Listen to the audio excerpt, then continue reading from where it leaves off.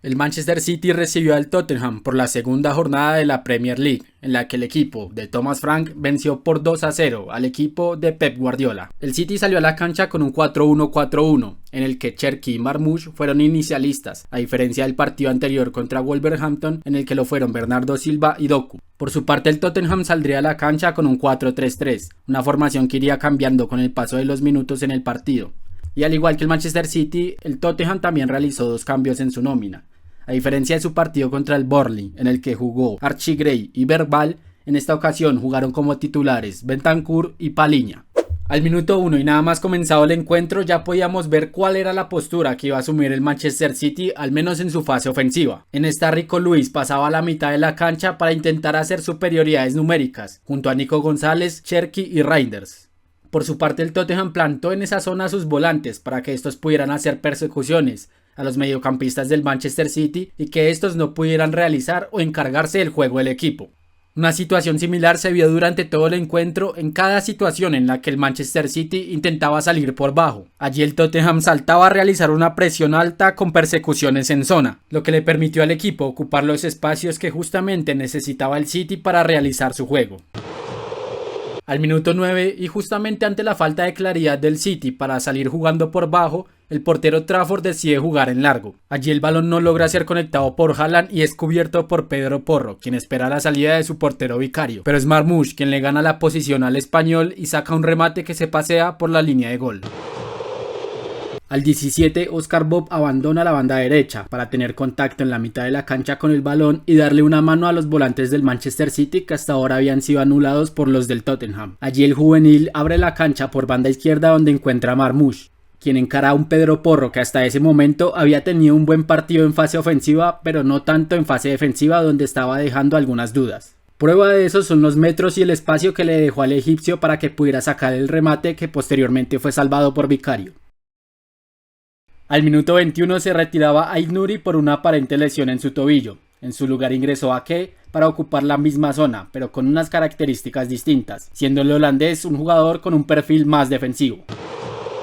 Al minuto 17, una falta de comunicación en la mitad de la cancha entre Bentancur y Pape Sarr le permitió a Haaland hacerse con el balón. Allí el noruego, lejos de su posición, logra ganar algunos metros dejando varios rivales en el camino, incluido Palhinha, quien acude a hacer la cobertura pero no logra quitarle el balón al noruego. Allí este último filtra un pase para Marmoush que lo deja mano a mano, pero que salva nuevamente Vicario, ganándole nuevamente al egipcio el duelo en el partido.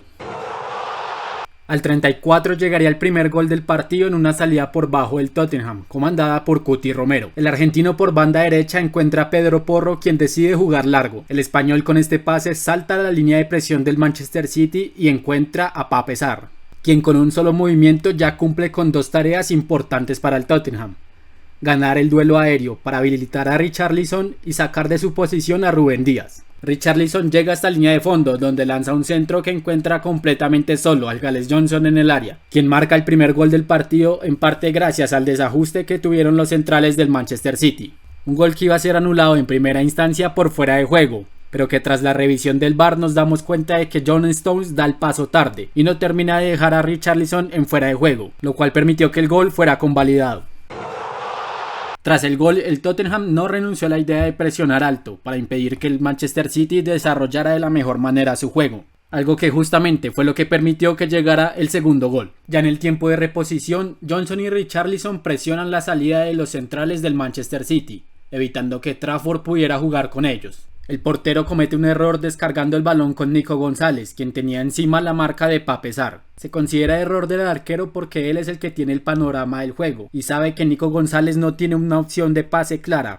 Allí, como vemos, Nico no puede con la marca de Sarr, quien recupera el balón que le termina quedando a Richarlison. Allí el brasileño decide amagar al portero para tener una mayor claridad en el disparo, pero este termina manoteando el balón que queda a los pies de Palhinha, quien la termina mandando al fondo de la red. Aún en el tiempo de adición, Cherki juega un tiro de esquina en corto con el que encara a Porro. Allí el francés logra lanzar un centro que Haaland conecta demasiado exigido, mandando el balón por encima de la portería. Así finalizaba el primer tiempo, con el Manchester City superior en la posesión del balón, pero sin mucha diferencia respecto al Tottenham, marcando que el equipo de Guardiola no fue tan superior en este aspecto a como nos tiene acostumbrados. Igual cantidad de tiros a portería por parte de ambos equipos, y la misma cantidad de grandes ocasiones generadas, marcando así que la diferencia estuvo en la efectividad. En mi opinión, Richarlison fue la figura de este primer tiempo, principalmente por su compromiso y por su orden táctico, en este esquema de presión alta que era el responsable de que el Tottenham estuviera ganando el partido. Para el segundo tiempo, ambos equipos iniciaban sin cambios. El City naturalmente tomaba una postura más dominante en la cancha, algo que el Tottenham contrarrestaba cerrando el juego interior y obligando al City a jugar por fuera. Al minuto 53, casi 54, Guardiola decide hacer dos cambios en el City. Saca de la cancha a Marmoush y a Cherki y en su lugar entran Doku y Bernardo Silva. Unos ingresos que tomaban la misma posición en la cancha, pero con interpretaciones y características distintas. La jugada del minuto 57 es la prueba de lo que proponía el Tottenham para la segunda parte. Un City lanzado al ataque y con líneas adelantadas le permitía al equipo de Thomas Frank lanzar contraataques con amplios espacios, que el Tottenham aprovechó generando este tipo de situaciones en las que hacía superioridad numérica en el campo del City, donde vemos que el despliegue de los jugadores del Tottenham para atacar era mayor que el despliegue físico de los jugadores del Manchester City para defender. A pesar de su postura de contraatacar al City, el Tottenham nunca renunció a su idea de seguir presionando alto al equipo de Guardiola, tal y como vemos en esta situación del minuto 60, donde el equipo de Londres sorprende con presiones altas, coordinadas y determinadas, causando la inconexión del City en salida. Al 74, Guardiola realiza dos nuevas sustituciones, en las que saca a Oscar Bob para que entre en su lugar Foden y saca a Nico González para que entre en su lugar Rodri. Al igual que los anteriores, otros dos cambios posicionales que no modificaban la estructura del equipo. El 4-1-4-1 permaneció, algo que no le dio resultado a Guardiola durante todo el partido. 2 minutos más tarde, Thomas Frank renueva a sus atacantes, ingresa a Odobert y a Solanke en cambio de Johnson y de Richarlison. Al 82, el City acude a los centros para generar algo de peligro en el área del Tottenham. Uno de estos, lanzado por Ake, es conectado por Bernardo Silva, quien en su intención de habilitar a Haaland, termina mandando el balón por encima de la red.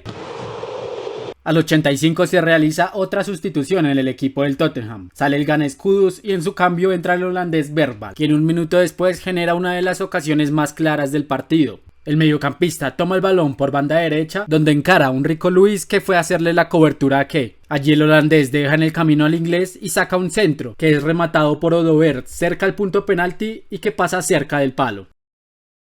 Al minuto 90 sale Palhinha y entra Kevin Danso, un cambio que ya buscaba cerrar el partido armando una línea de 5 en el fondo. Allí el Tottenham asumía una disposición en el campo que le vimos en la Supercopa de Europa contra el Paris Saint-Germain, y que justamente sorprendió que Thomas Frank no la hubiera utilizado para este partido. Al 92 Vicario sacan largo una pelota que disputan Odobert y Rico Lewis. En el rebote Rodri se equivoca cabeceando hacia atrás regalándosela a Solanke, quien se va hacia su derecha, siempre bien marcado por Rúben Díaz, pero que termina sacando un remate que salva a Trafford. El rebote le queda a Odobert, quien cabecea para la doble atajada del arquero inglés, que evitaba el 3-0 a favor del Tottenham. Y así finalizó el encuentro, con un Manchester City siendo el dueño de la pelota durante el segundo tiempo del partido, pero sin poder hacerle mucho daño al Tottenham. Asimismo, la estadística muestra que durante el segundo tiempo, el City no fue capaz de generar una nueva chance clara para gol. Los disparos totales y los disparos a puerta muestran lo dinámico que fue el Tottenham llegando al área rival, aprovechando cada uno de los contextos del partido y jugando con el marcador del primer tiempo a su favor. En mi opinión, Pape Sarr fue la figura del encuentro por el trabajo y compromiso que terminó haciendo por el equipo. Además de tener influencia directa en los dos goles, fue el encargado durante el segundo tiempo de evitar que el Manchester City generara peligro o siquiera se llegara a montar en el partido. Este partido deja al Tottenham segundo de la tabla por detrás del Arsenal con 6 puntos. Por su parte, el City termina sexto con 3 unidades. Para la siguiente jornada de la Premier League, el equipo de Guardiola visitará al Brighton, mientras que el equipo de Thomas Frank jugará de local ante el Bournemouth.